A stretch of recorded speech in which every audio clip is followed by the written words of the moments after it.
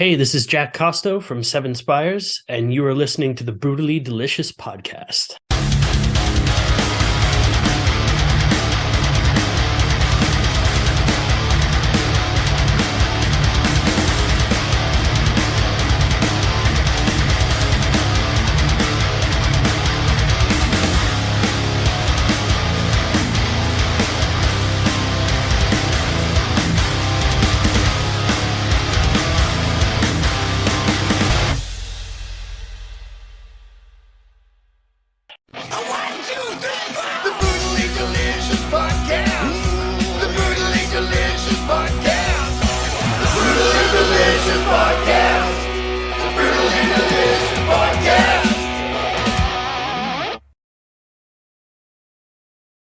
Hello, can you hear Hey, me? how are you? Yes, how are you?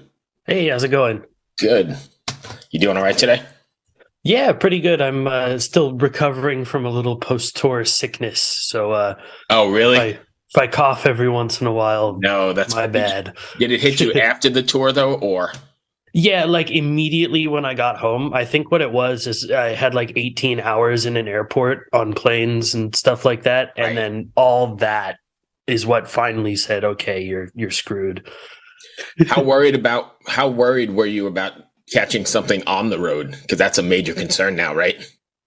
I guess so. It seems like it's becoming less and less of a concern, and people are just being careful when they know they're feeling sick or Right. feeling down or something like that. And actually, everybody on the there was a little bit of stuff that went around like colds and things like that. Anytime someone was feeling anything, they were masking up and staying away for Right. the day. And as soon as they're recovered, no problem.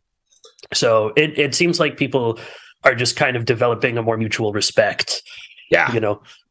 But even it shows it's kind of, I mean, I just got done with 70,000 tons of metal and I can't say it wasn't in the back of my head. You're on the boat with Yeah, 71 yeah. countries and you want to have a good time and you want to get in there like the old times, but somewhere still in the back of your head, you're like, oh shit, this could be a Yeah, thing. we were definitely thinking about it, but hopefully not too hard. Right.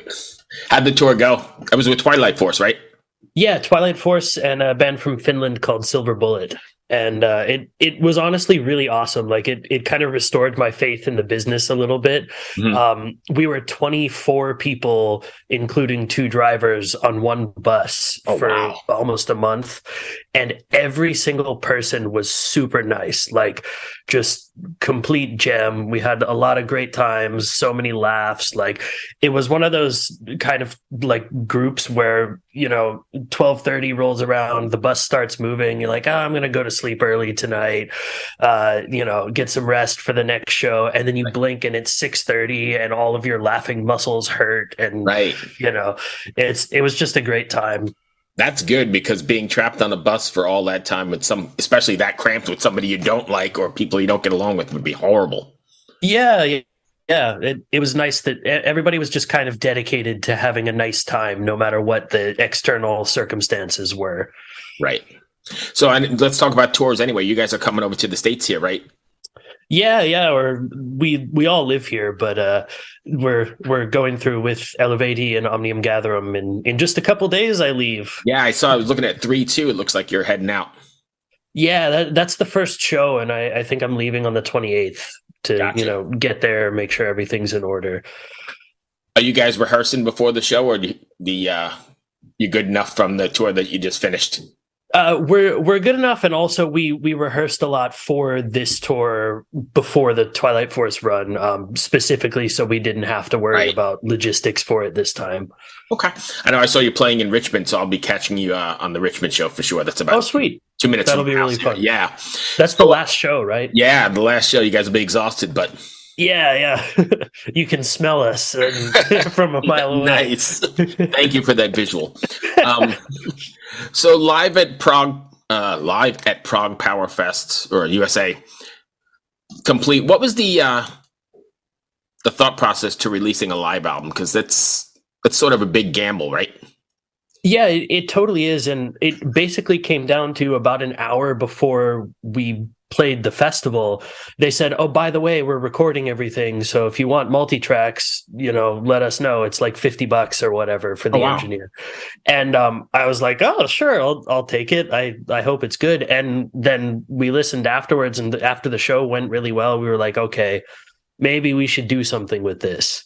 Right. And it was a little chaotic because, with a festival setup, you get basically like 20, 25 minutes to set everything up, sound check, and play.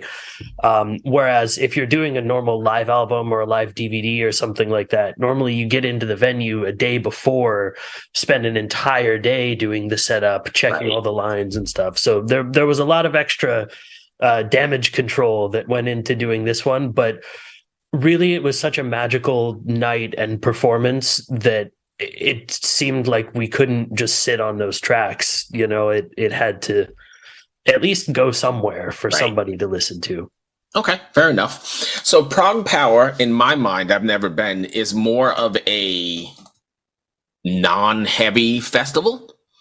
So I was shocked that you guys are a heavy band. Obviously, I was shocked that you guys played that. Am I wrong on that basis? I don't know about wrong. I mean, they seem to be interested in like just unique bands within that mantle of ProgPower. I mein, Insomnium have played that festival before. Oh, okay. You get bands like Orbit Culture that are, super heavy modern prog. So it's not totally out of the water, but maybe a little bit. But within this kind of like, we do have some super heavy stuff, but we also have some super light stuff. So on the live album as well, there's a pretty good mix of, happy power metal, nice, clean ballads, this kind of thing. And then the super heavy stuff, which we like to do anyway. Right. No, I love the heavier stuff for sure.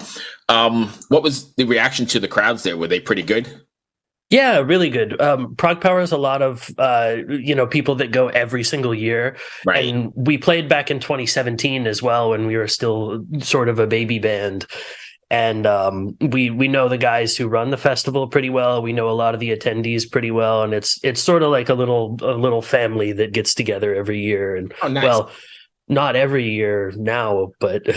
Right. Hopefully from now on every year.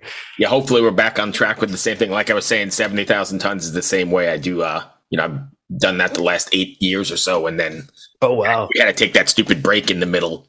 But yeah, it's like a family. It was nice to get back and see everybody. And that's really awesome. Swing of things. Yeah. So you guys working on new material?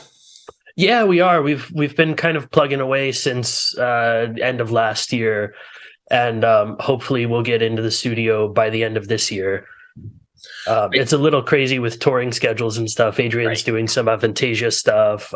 Chris is probably doing some more shows with Testament. And, we're all kind of busy doing other stuff. But we're really excited to start working on some new stuff. So as busy as you are, then are you ever able to get into like a studio writing session or a jamming session? Or is it more on the bus or emailing stuff back and forth? It's more remote. Adrian and I are the ones who do most of the main like composing of the songs themselves, and then they usually get sent off to the other guys for them to like actually write good drum and bass parts based on what we sent them, because they're masters of their instruments, and we couldn't really come up with the right kind of stuff that they would do. So it's a lot more remote, but with technology becoming how it is and with all the COVID stuff, we've thought more about doing more in-person stuff and, maybe e-kits and this kind of thing, so we can get into the same room and then still have stuff we can take away later and, chop up and, move this chorus to here, change this key to that. And, so we thought about it, and maybe coming up soon we'll try some of that. But for the most part, it's still pretty email back and forth. Right. So I got a question for you. Emerald of the Seas released February 2020. That's pretty much when the world shut down, right? Yeah, it was right about then. What was it like, I guess, releasing a record and then having all that happen? I mean, all that hard work and all the momentum. Yeah, it was pretty devastating, honestly, because we released that record, and then right at the beginning of March, we were supposed to go out in North America with Insomnium and Omnium Gatherum for about a month. And then right after that, we had a tour booked with Amaranth and Battle Beast, which would have been a totally different, crazy, fun experience. Right. And the rug just kind of got pulled out right from under us, and we were back home again, and with no idea when anything would open up again. Right. So I think all of us were, pretty depressed, didn't know what to do with ourselves, devastated the family bar for Right. a few weeks. But then we kind of decided, we can either sit around and mope and be sad, or we can make the most of the time that we do have and make a really killer new record while we can. And that became Gods of Debauchery. So I guess all's well that ends well. It's kind of hard not to think about what would be different if we'd been able to go through with those touring plans back then. But then maybe the third record that we released wouldn't have been the same. And, you kind of never know. So a lot of those songs then are just seeing the stage for the first time? Yeah, well, we did in North America with Dragon Force and Firewind last year. And so that was kind of the first time we really got to play these songs. But then on this last European tour, we pulled out some that we hadn't played before, because Because it feels sort of fresh. Right. Yeah, it feels really fresh, and it's fun for us as well. Like we get pretty tired if we're only playing the exact same songs on every single thing. So we like to change things up, and even in the middle of a tour, it'll be like, "Hey guys, what do you feel about playing this one today?" And let's try it in sound check. But that's cool, because I know most people stick to the same, set list all the way through. Yeah, it's probably better to do that so that everybody in every city gets the same show. But sometimes, however, you got fans that I'm sure go from see you multiple times or see you, a couple times on the run, and then they're getting that's true too. Yeah, and I think it's nice for people to know that not every show is perfectly cookie cutter as well. We can pull out some different stuff, and even within the songs, we like to improvise a little bit. So depends. So improvise, do you guys ever do like a freeform jam kind of stuff on stage, or is that not a thing? Not really, because of the orchestrations in the music and stuff. It's pretty hard to we would have to do some serious audio chopping up and preparing for it, and then it's not really freeform anymore. But things like endings and different solos and, different fills and hits and stuff like this. But it has to be worked on beforehand because we have the whole backing track thing going on. Right. That makes sense. So what do you guys have planned then after this run? Well, like I said, the other guys are doing some pretty serious touring in South America with Avantasia for Adrian, and I do mixing and mastering for other bands, and I have quite a few productions coming up for right after the tour, and then hopefully finishing up writing and getting into the studio in like Q3, Q4, and really, really hammering out the next album, starting to think about music videos, that kind of thing. So do you do your own recording and mixing as well? I don't. So far, I haven't mixed for Spires other than the live album. I did mix. Oh, nice. But I do record everything and do the performance production for that kind of thing. But we work with Sasha Paeth, who did all those old Camelot records, Epica, Avantasia. And we really love working with him for the mixes of the albums. I think I would probably go completely insane if I had to do all the writing and the recording and the mixing and for all of it, but you never know. So then you were the one who got those tracks off the board. Yeah. I went out and bought a little flash drive because I didn't even have one with me. And oh, really? Or I had a friend actually go run and get it while I was sound checking, and then. But that's how they transferred the files. Yeah. It was like I think like 40 some gigabytes of just raw audio, and then I had to take it and turn it into an album. But interesting. So they were all like stem files or something. Yeah, basically, it was the inputs that were sent to the desk is what I got. But I think it was post fader, meaning that everything that the guy at the console was doing, like, if a mic wasn't working or he was adjusting levels, I had to actually undo in post. But it was before like the reverbs and the delays and everything? Yeah, it was before that, but the input volumes would change like on the fly sometimes. It was like, oh, shit. So it was a lot of work then. Yeah, it was a ton of work, but it was fun work, and I'm pretty proud of how it came out, and I think Especially, a lot of I people guess, that like you were said, there were really surprised. happy. Yeah, and especially like you said, you were surprised about it.